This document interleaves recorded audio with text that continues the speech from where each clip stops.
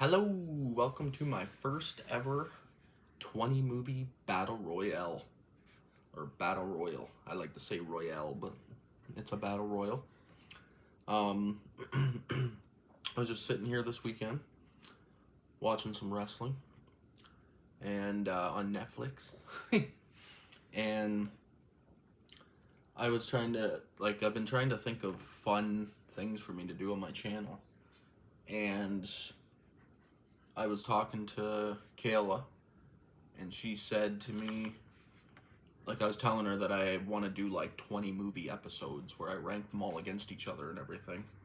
And it'd be cool to do it like just continuously and go through as much of my collection as I can make it through, just to show off my entire collection. And she was like, well, why don't you do get a ring and freaking put them all in it and everything. And I was like, freaking brilliant. I love it.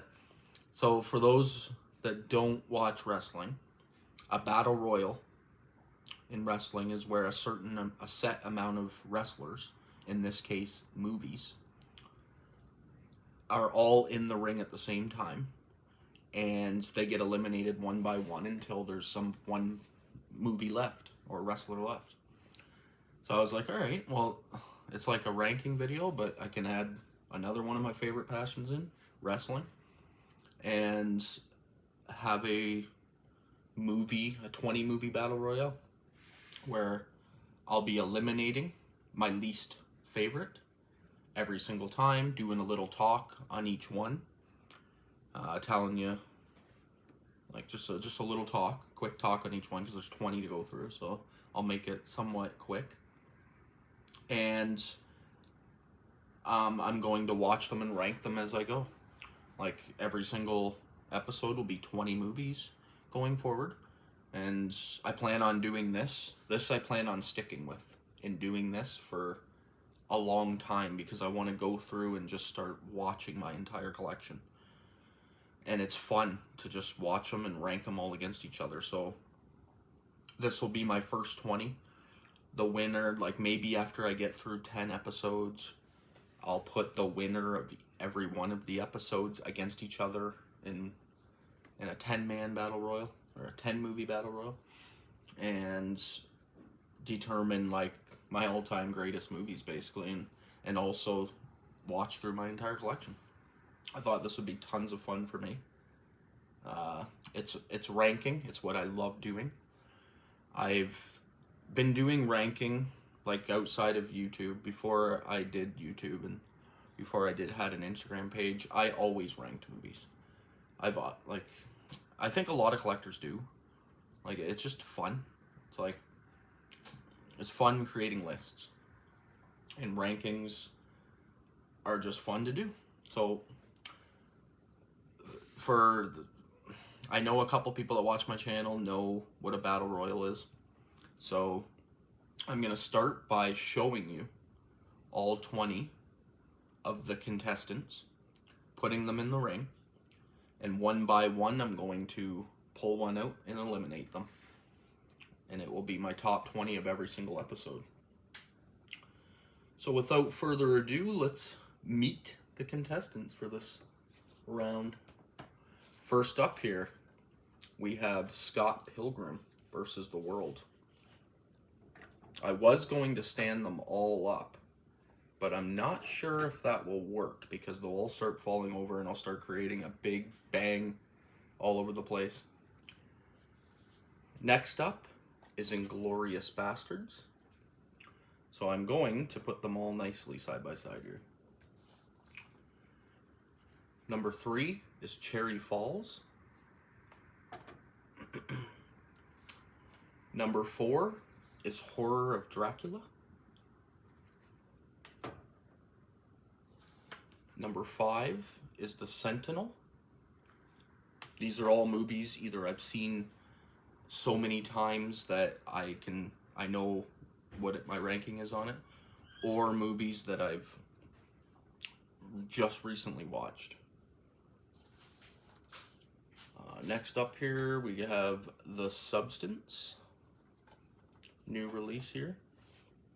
That's another thing. It's going to be movies from all genres, all decades, everything ranked against everything. Next up here, we have Last Night in Soho. This is a pretty damn stacked episode here. The Abominable Snowman.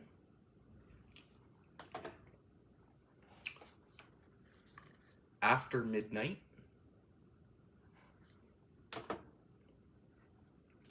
This is a 5-pack, and I watched all 5 of them. So this has 5 movies on it, and they're all going to be competing individually. So if the first one gets eliminated, this will be staying in the round. I have them written down. My 20 already ranked and written down here that I can see. So this is the Paul Naschy Collection Volume 1. This will see if it can make it to the end. It's got 5 chances. Next up here we have Devil Story. We have Labyrinth. And this comes in a cool collectible box that I will be showing off once it gets eliminated or wins. Nightmare Alley. Berserker.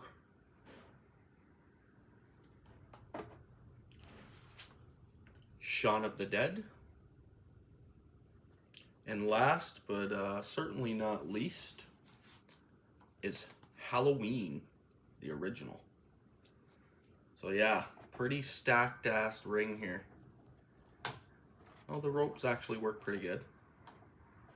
Not too bad. Don't have to worry about them falling and this just becoming a disaster. Freaking loud bang. So, first up at number 20. So this would be my first elimination. This one was a first time watch. Vinegar Syndrome put this out in this beautiful slipcover. Like, look at that. It's such a nice slipcover. I had no clue what this movie is. This was a first time watch. I did not know what I was getting myself into. And unfortunately, this was one of the worst movies I've ever seen. Ever. This is a 0.5 star out of 5. I'll be giving all my star rankings as I go as well. This is a 0.5 star out of 5 for me. Oh, okay. Like, I don't... This plot, I'll start at the plot. I didn't even know what the hell this movie was about. Like, even, like, when it finished, I was like, what the fuck did I just watch? Like, I have no clue. It's I don't even know what this character is on the front here.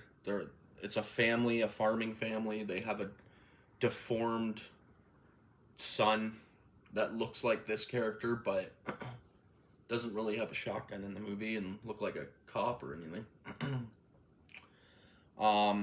There's a girl just running around randomly in the movie that they're trying to chase. They're like burying bodies in a cemetery at one point. The father of the family is chasing a horse around for honestly like the entirety of the movie.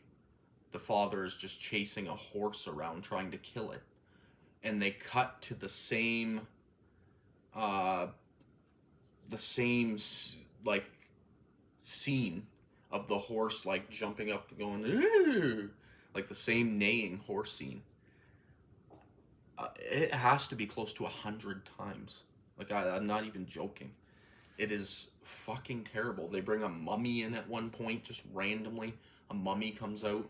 And I'm like, okay, what's this thing? Like, honestly, I can't believe Vinegar Syndrome gave this the fucking treatment they gave it. It's just bananas. I tried to watch some of the special features just to like get an understanding of what I just watched and try to figure out what the director was going for. And to be honest, it did nothing. If anything, it made it worse because the director came off as if he is like, this movie's good. So then I go on Letterboxd just to read some reviews and rank it myself. And the reviews, like, some people love it and they're like, this is high art. And I'm like, this is fucking garbage. Like, I don't even know. This isn't an artsy film. It's not like it has some big hidden messaging or something. It is just a bunch of random bullshit thrown together. But with that said, you have to see this to believe it. It is fucked. Came out in 1986. It's only 76 minutes, so it's not unbelievably long. This was a cheap Vinegar Syndrome as well. I think I got this for $13. So, not like during one of their flash sales. I grabbed, that's usually what I do. Here in Canada, Vinegar Syndromes are outrageous. Like, new release titles can get up to $86 plus tax. So almost $100 for a new release on 4K. It's fucking ridiculous. So I usually only buy Vinegar Syndromes when they have flash sales or their Black Friday sales and stuff, and I usually buy as much as I can, like hundreds of dollars worth of them actually every sale, just so that I can load up, because they don't disappoint. Like, although this is like the worst movie I've ever seen, it didn't disappoint me that much, because it's like, okay, I've seen the worst movie you could ever watch, whatever. So yeah, at number 20 we have Devil Story. I'm gonna erase that from my list here so I don't accidentally do the same one twice. And then next up we have our first elimination from the Paul Naschy collection, and it is Vengeance of the Zombies. Right down in here. This one came out in 1973. This is my first dive into Paul Naschy as well. That's another thing I have to say on, and I have to point out this damage that sent to me. It's got some damage on the slip, but whatever. I can live with that. The rest of it looks pretty damn good. So this was my first dive into Paul Naschy. I had only ever seen one movie off here before a couple days ago when I started watching all these. And I watched all 5 of them back to back. Not like literally back to back, but 5 of them in a row before I watched any other movies. And this one was my least favorite. I gave this a 2 out of 5. So still not like horrible. It's not like on this quality. It's about Paul Naschy, who is like the director of a lot of these. He's the writer of a lot of them. And they feel very low budget, all these movies, but very well done at the same time. Like, it's kind of crazy. But this one, the zombies were all really cool looking. And I liked the special effects. The story just didn't suck me in. It was just like, I won't spoil a lot in case you have this and you haven't watched any of them yet, because some people might love one of these more than me and it be better than one of the other ones. It's all your own taste, right? So I'm not going to spoil a ton of storyline here. It's just he's a guru, you can say, and he moves to a village to get away from a previous life, and people start getting like resurrected and stuff. I'll just leave it at that. I don't want to go too deep. But yeah, Vengeance of the Zombies, so our first elimination. At number 19. So that can go back in. So it's still got 4 more chances to win. And at number 18, we have another Vinegar Syndrome release. This one is called Berserker. This is from 1987. Cool cover art. Awesome title. I was so pumped to watch this. This one that did let me down, actually. So go back on what I just said, that Vinegar Syndrome can never let you down. This one did, because I'm a huge Viking fan. Like, I love Viking lore. I love the history of Vikings. This comes with the Blu-ray and DVD. Stacked with special features, tons of it.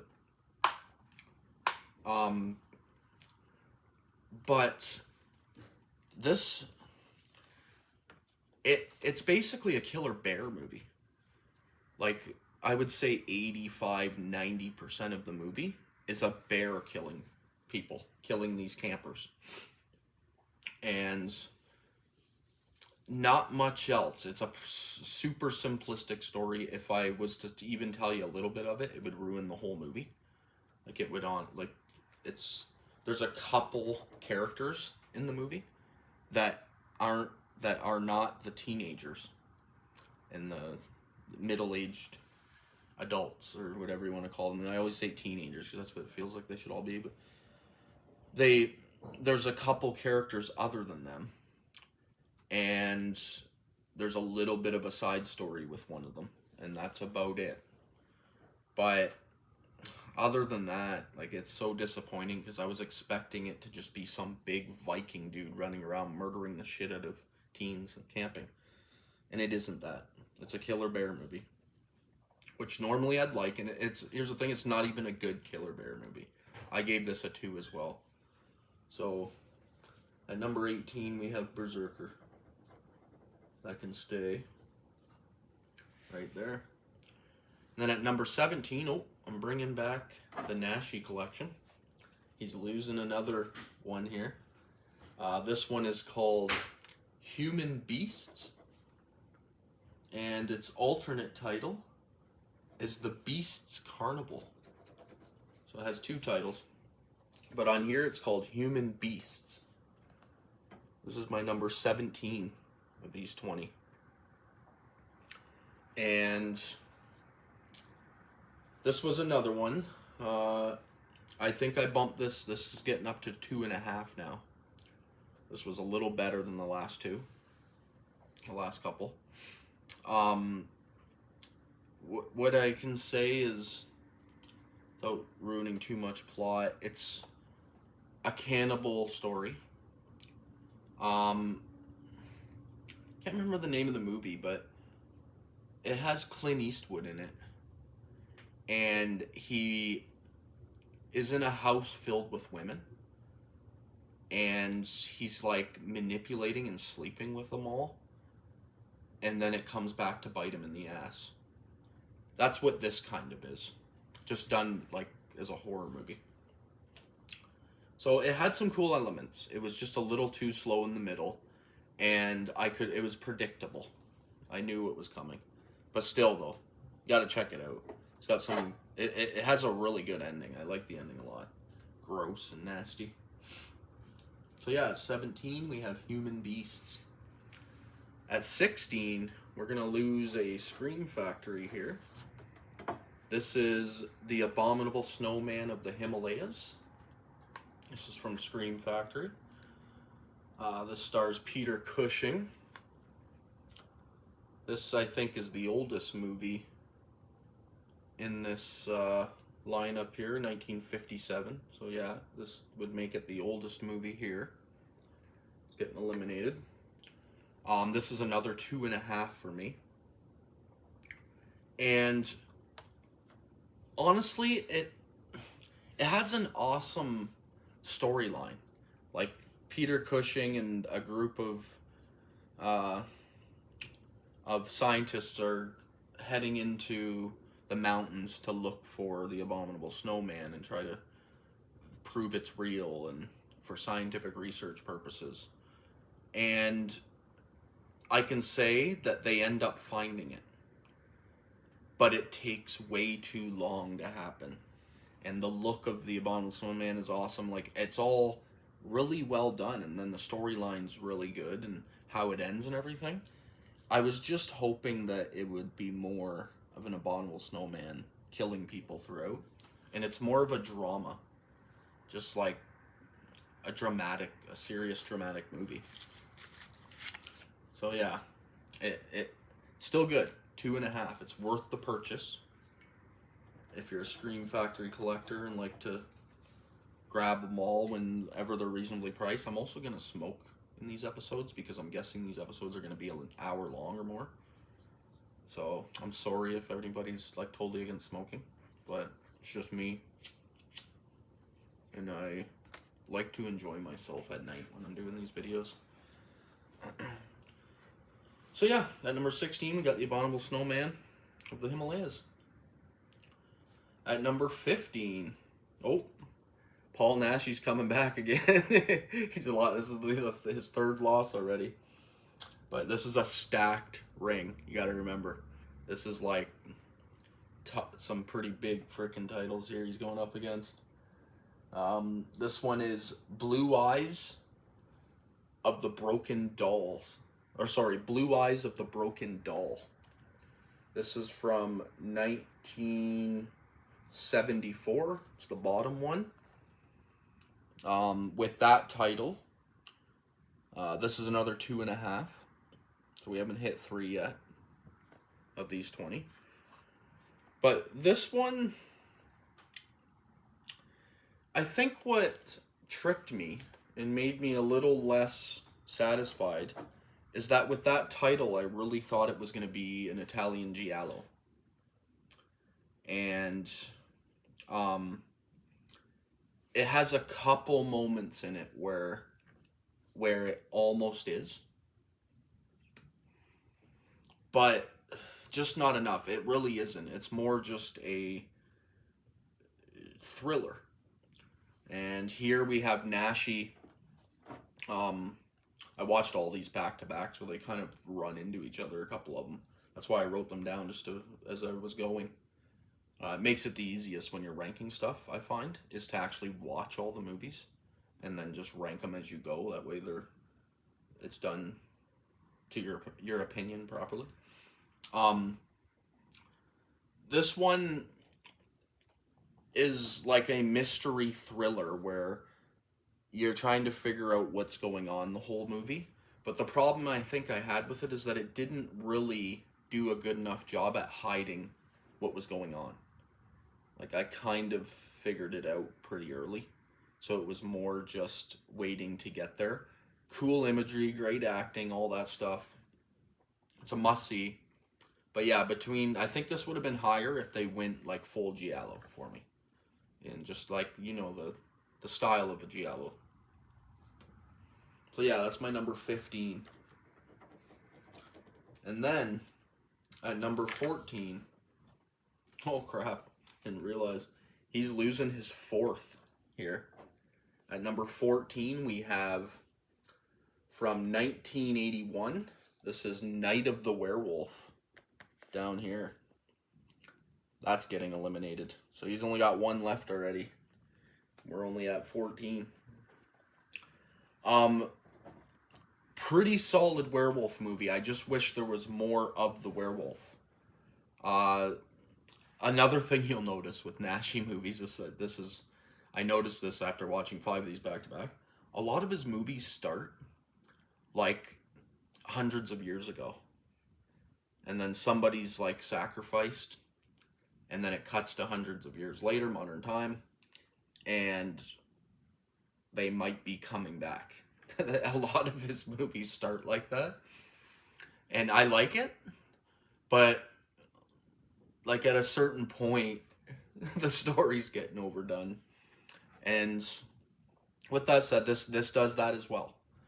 I love all the actors and actresses here. Paul Naschy himself as the Wolf Man does a fucking excellent job. Like, he looks the part. It's really good.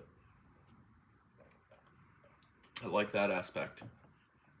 So, if you're a werewolf movie fan, this is a must-see. This one's jumping up to a 3 to 3.5 for me. And so we just jumped pretty quick there. And I wish that it had a more satisfying conclusion. I'll say that. But it's a bunch of people that were sacrificed hundreds of years ago. And they get resurrected, including Wolfman. So yeah, 14, we have Night of the Werewolf. And then at number 13, we're losing another Scream Factory here. This is After Midnight. Another Scream Factory release there on the spine. I'll give you a quick glimpse of the back in case you want to freeze it and check out the special features or anything. This is a anthology horror. That shocked me. I gave this a 3.5. This is actually a solid anthology. There was only one story that was a little bit lackluster, but the rest of them, the other ones were good, and then the conclusion to the story was actually pretty well done too. The acting was all solid here. It's about a couple girls that are going into a classroom that teaches like the history of fear and things that cause you to be scared and stuff. And the teacher starts the movie out by doing something. He basically kills himself in the classroom. And it's all fake though. And he scares the shit out of them all. And then one of the kids runs out of the classroom whining basically that the teacher's too graphic. So he says, well, if any of you want to continue this, just come to my house at this time and I'll do private seminar for all of you and we'll dive deeper into this. So a bunch of them end up showing up at the house, and then they all tell each other terrifying stories. And that's what the anthology is, and then it wraps the whole story up and around that. So it's pretty solid. Didn't mind it at all. Check that one out. After Midnight at number 13. And then at number 12, we're losing another Scream Factory here. This one is Cherry Falls. This is from like 2000. This came out. Solid. This is a 3.5 again from me. Had potential to be a 4 to 4.5 if they didn't have, if they had better writing and dialogue. There's a couple, some of the stuff that these people say at certain spots just feels so amateur, but I get it. It's that style of slasher.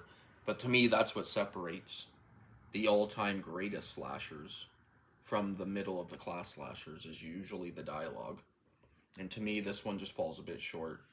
Jay Moore, I won't reveal too much, I guess, of the story if you haven't seen it.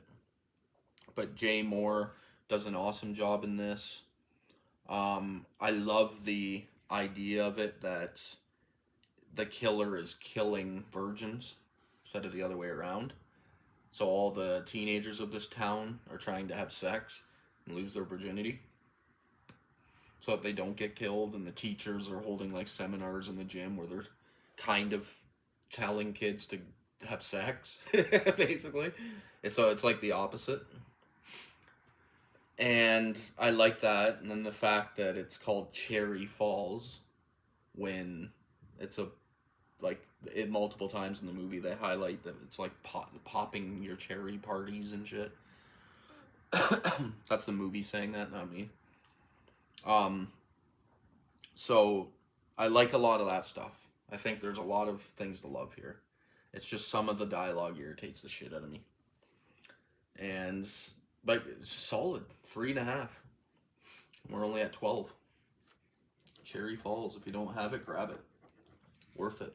It's a reasonably priced Scream Factory as well. I think I only paid like $13.99 for this or something. Here in Canada. And then next up, we are officially eliminating Paul Naschy. This is a 3.5 again, and this is the final film on the box set. It's called Horror Rises from the Tomb.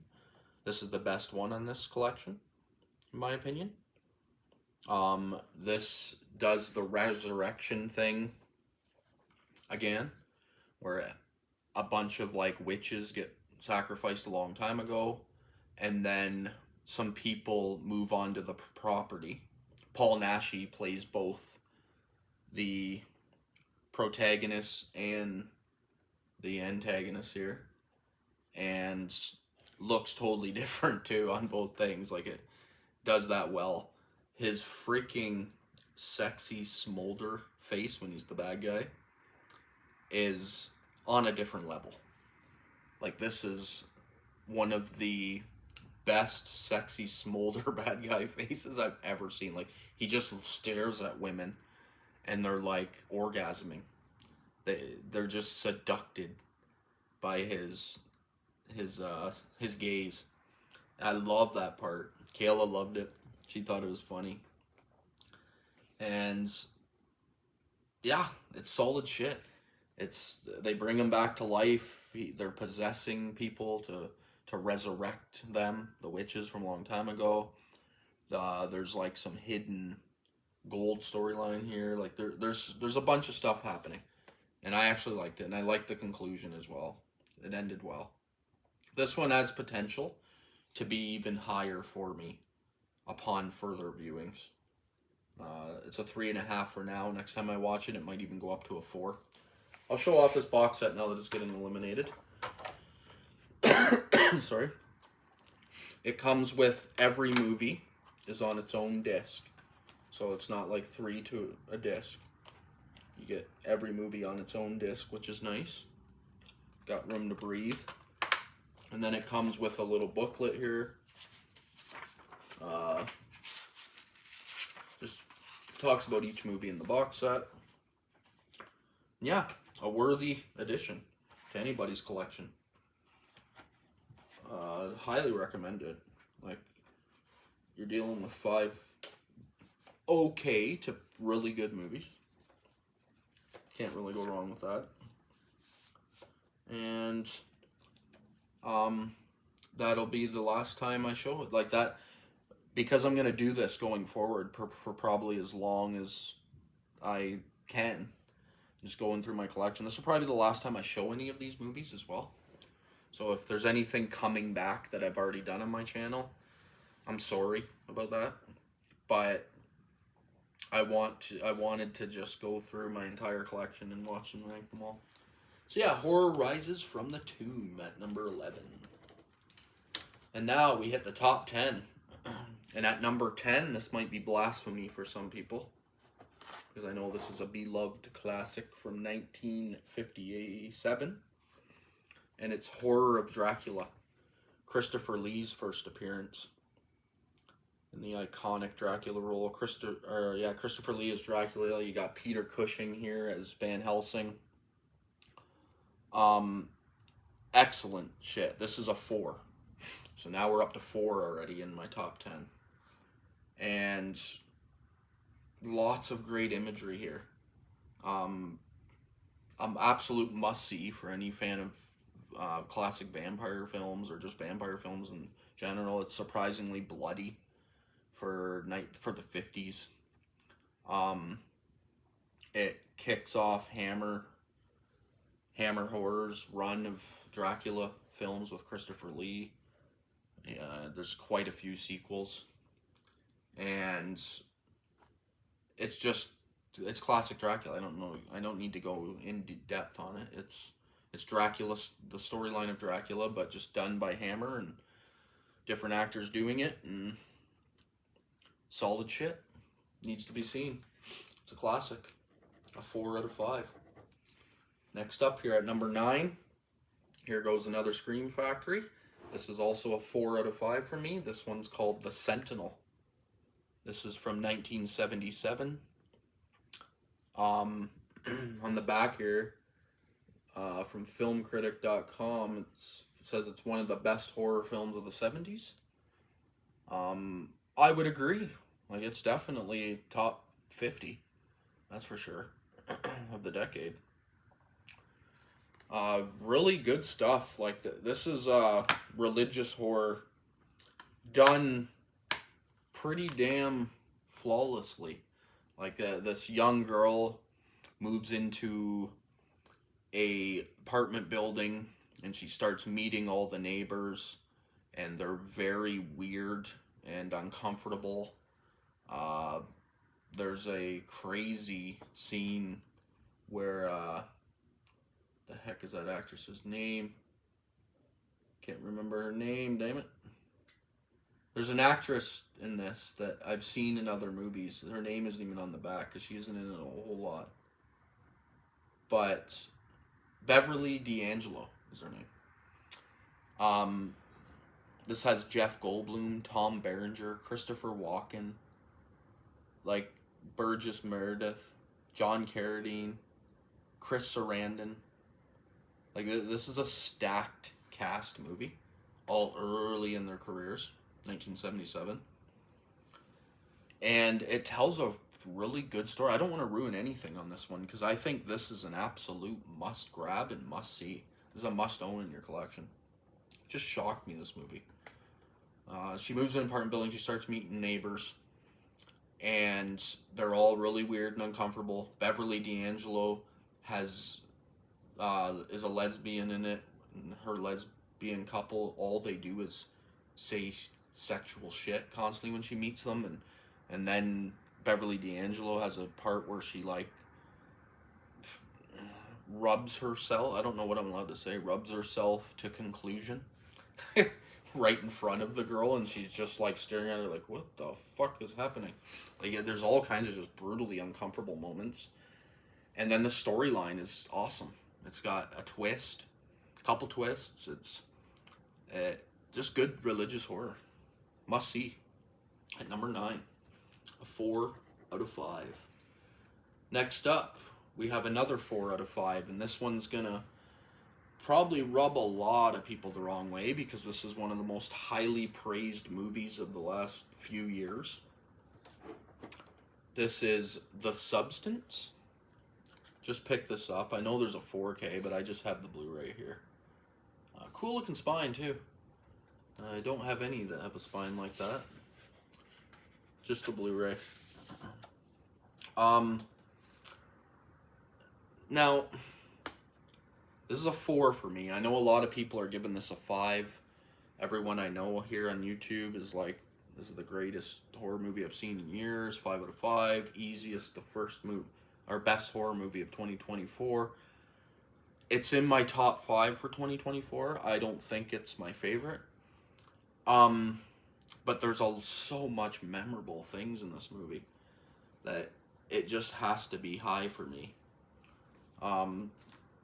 Sitting in 8th place, 4 out of 5. So it's not like I'm shitting on the movie, so don't get angry with me. A 4 out of 5 is close to perfect. I think the first half of the movie loses me a little bit. Like this, I watched it for a second time when I picked up this Blu-ray, and the first time I watched it, honestly, I gave it like a 2.5. I was not that sucked in. I loved the final act. I thought the final act was like perfect. I loved it. But the first 3/4 of the movie I wasn't a fan of. And then upon second viewing, I started to appreciate that first half a little more, like all the dance sequences and stuff. To me, it's a little too comical because it's so far-fetched. But I mean, that's what they're going for. That's what the point they're trying to get across. But it's also a little. It's weird to me. The political messaging in it, that Hollywood's disgusting and gross and everything, but then at the same time, it's the exact thing this movie's doing. It's kind of weird, but whatever. It's movies. It's art. I love it, and it gets a 4. Maybe it will go higher in future viewings. Next up here in number 7, 7th place. This is another 4 for me. This is Labyrinth on 4K, and this is the version that comes with this really freaking awesome crystal ball. It says Labyrinth in it. Cheap little plaque stand that it sits on, but good enough for what it is. And it comes. Now, I would have just bought this regular Labyrinth 4K, but this one is the only version that comes with Dolby Vision and Dolby Atmos, I'm pretty sure. So I grabbed this version. And it's also my wife Kayla's one of her favorite movies of all time. She gives this a 5. But it also comes with this in this beautiful box set here from Shout Factory. Just gorgeous, this thing. So it's kind of nuts that a movie gets this kind of treatment. It opens up, the crystal goes inside there. Inside the box, it comes with all kinds of art cards. Um, the 4K goes in here. Actually, I'm going to put the 4K back in here while it's open. That way I can just put it back on my shelf. And yeah, it comes with art cards, comes with a nice booklet that tells a bunch of stuff about the history of the movie. Now, I didn't grow up watching Labyrinth. This wasn't one of my childhood movies, so I think that's why it's at a 4. I could understand why some people would be like, this is a 5. What are you, stupid? You dumbass. Like, I could understand getting that kind of treatment. But whatever. It wasn't something I watched until I was older. And this was the second time I ever seen the movie. It was on this 4K. And it looks and sounds beautiful. It's the best it will ever look, I'm assuming. Sorry. Throat gets dry from talking so much. So it's a 4. Awesome, fantastical settings here. David Bowie does an okay job to me. Not great. Find his acting a little bit off for some reason. But Jennifer Connelly is solid as per usual.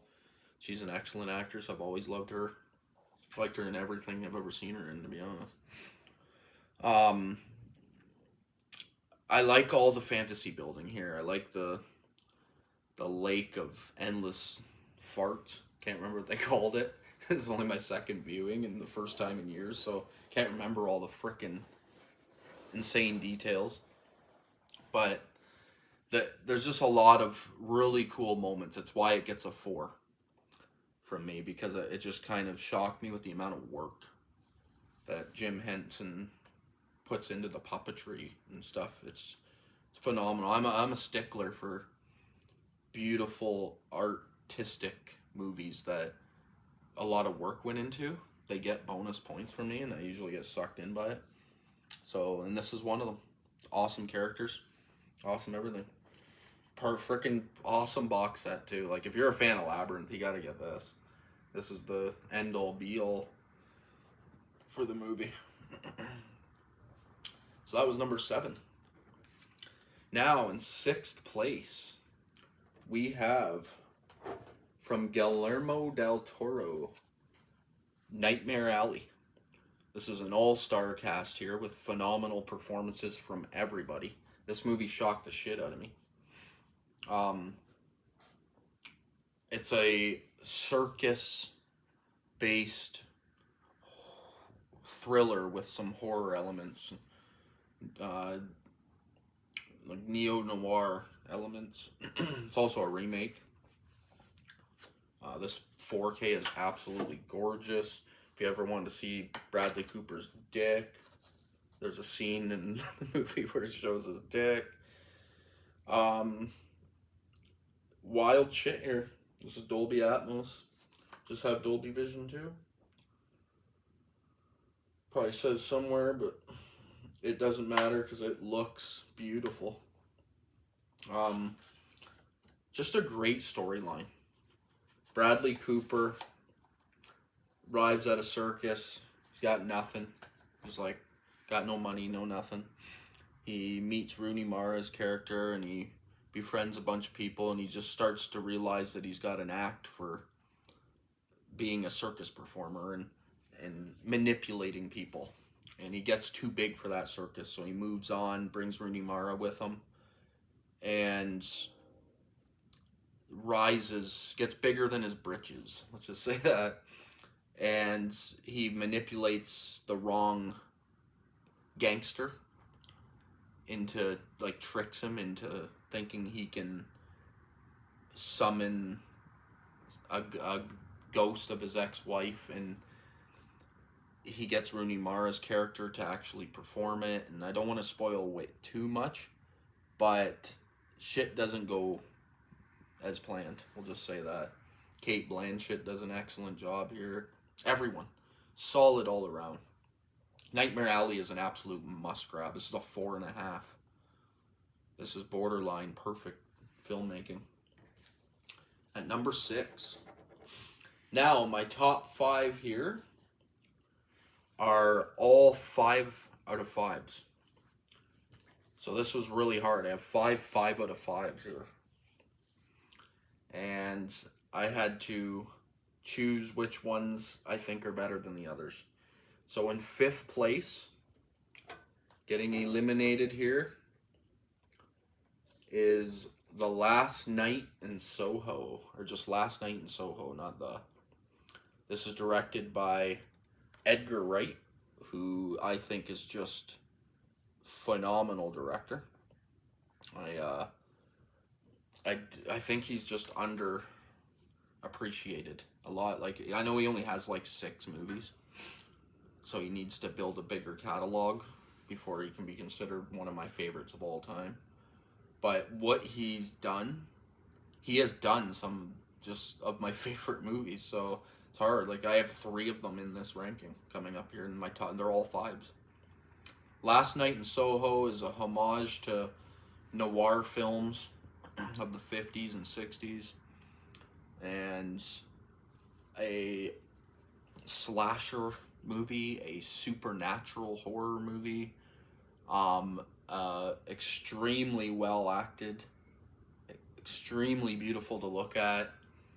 The main performance here from Thomasin McKenzie, and Anya Taylor-Joy is excellent as well, but Thomasin McKenzie just pulls off like just perfect performance in this lead. And like, her mother has killed herself from schizophrenia type symptoms, so she moves and she's trying to become a fashion designer, and she doesn't like the roommates that she's sleeping with, so she moves to a smaller a hotel where she can be alone. And then she goes to bed that night and has an insanely intense dream where she's seeing Anya Taylor-Joy and Matt Smith's character here, who's also phenomenal. She's seeing events that took place, and she thinks that the whole movie is about whether or not she's having a psychotic break like her mother, whether or not her mother was crazy all around anyway, like whether or not she was crazy and killed herself legitimately, or just has the same things happening to her that's in this. I don't want to ruin too much there, so I don't know how to say it without ruining it. And then who these characters are and why she's seeing ghosts and all this stuff. It's just so fucking brilliant. Underappreciated movie, I think. Like, I never hear anybody talk about it. This would be top 5 of the 2020s for me. Just great shit. 5 out of 5. In 5th place. And then, in 4th place, we have another Edgar Wright film. I will stand up what I have remaining here. We have this, and this. Still standing. Because I'm eliminating Scott Pilgrim versus the World in 4th place. This is another 5 out of 5. I am definitely grabbing this 4K upgrade. Actually, I think it's on sale right now here in Canada on Amazon for like $14 or something. I think it's pretty reasonable. So I'll definitely be grabbing the 4K upgrade of that, but this looks and sounds perfect. Beautiful on this Blu-ray. This movie isn't for everybody. This is like a superhero video game rom-com. I don't even know how to describe it. Just hilarious. I love it. I love the characters here. I love just how well all the performances are. I think this is one of Edgar Wright's. This is probably his most underrated movie in his catalog, I think, because it really does the genres it's doing perfectly.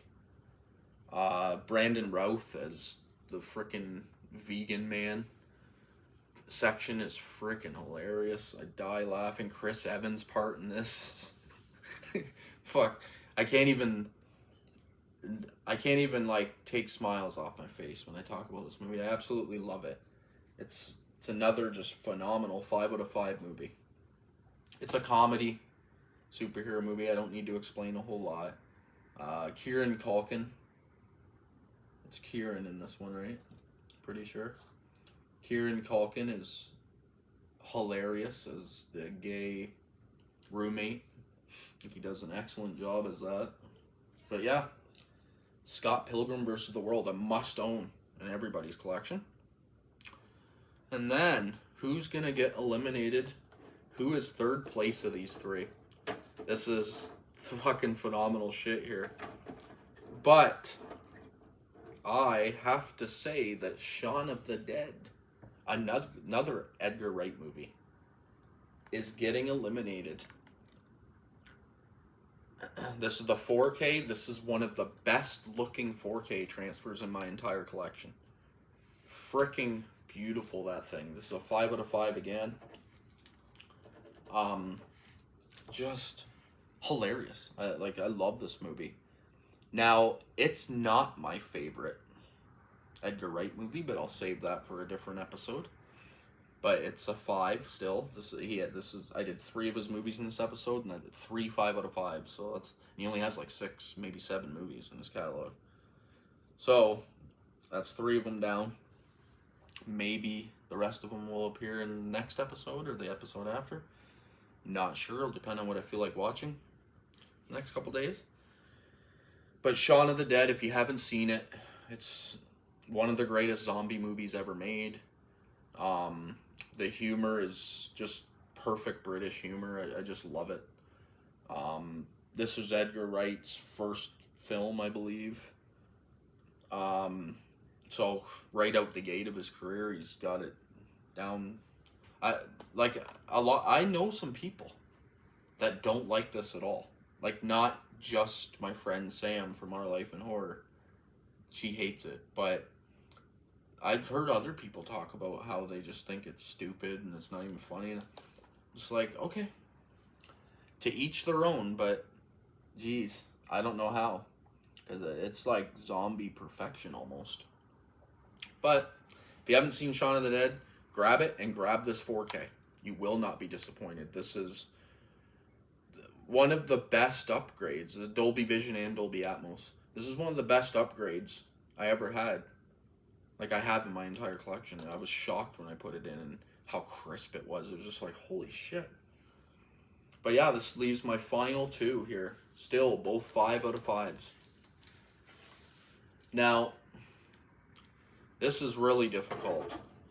Because on one hand, we have my number 1 Quentin Tarantino movie in his catalog, who's one of my favorite directors of all time.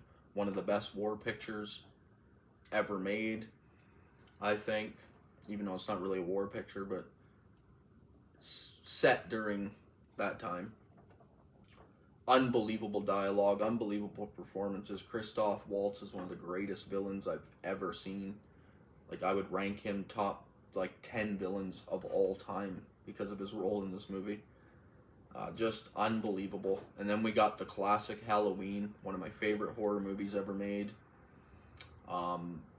This just is a pleasure movie. Like, it's a comfort movie. I can throw the Halloween movies on anytime. They're just like the Friday the 13th movies. I just throw them on, and I don't know.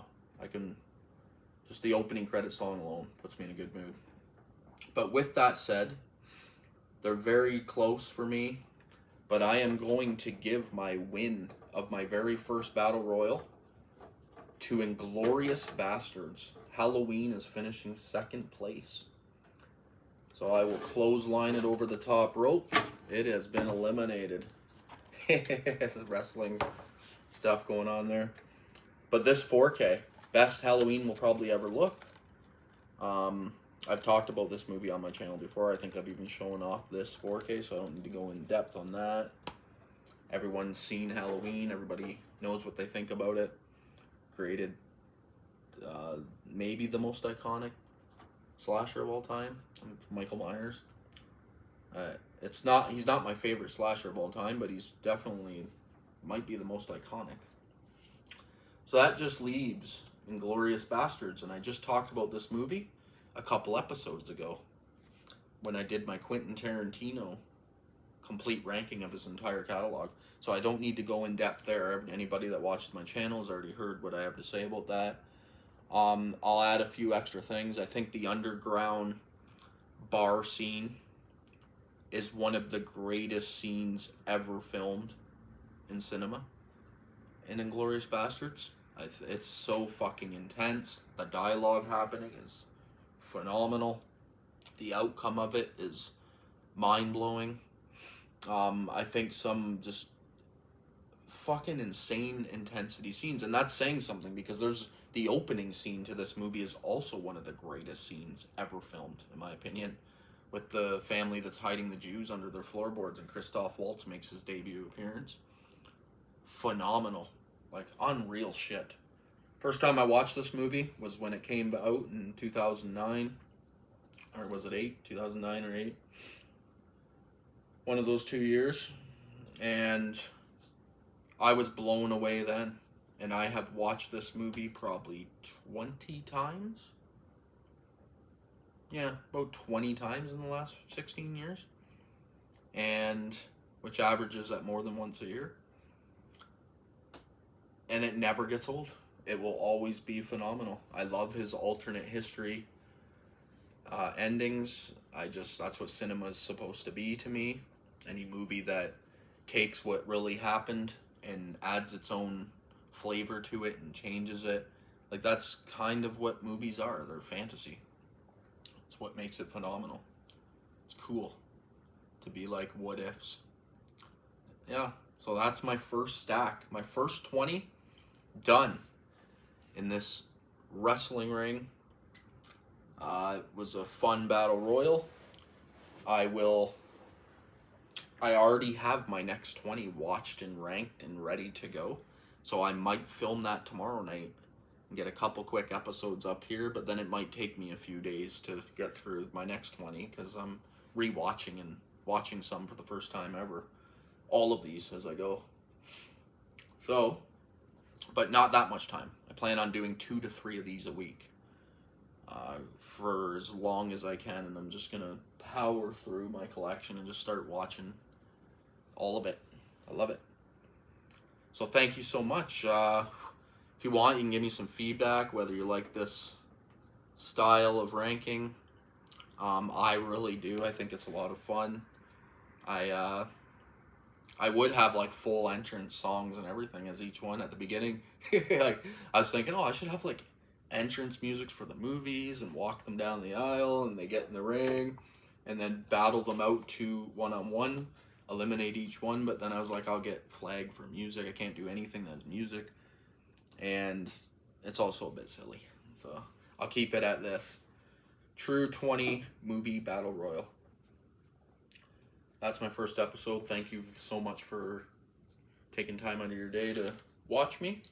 And I will bring you Battle Royal number 2, possibly tomorrow night. Thank you.